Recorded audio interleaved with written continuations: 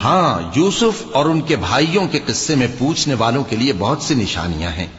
جب انہوں نے آپس میں تذکرہ کیا کہ یوسف اور اس کا بھائی ابا کو ہم سے زیادہ پیارے ہیں، حالانکہ ہم جماعت کی جماعت ہیں، کچھ شک نہیں کہ ابا کھلی غلطی پر ہیں۔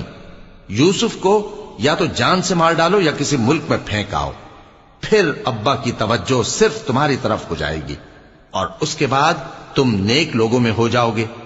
ان میں سے ایک کہنے والے نے کہا کہ یوسف کو جان سے نہ مارو، کسی اندھے کنویں میں ڈال دو کہ کوئی راہگیر اسے نکال کر کسی دوسرے ملک میں لے جائے گا۔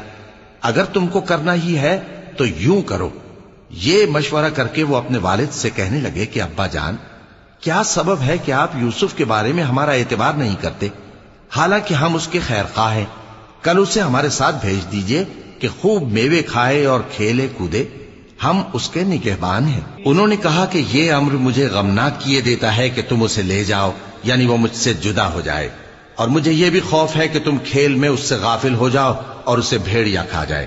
وہ کہنے لگے کہ اگر ہماری موجودگی میں کہ ہم ایک طاقتور جماعت ہیں اسے بھیڑیا کھا گیا تو ہم بڑے نقصان میں پڑ گئے۔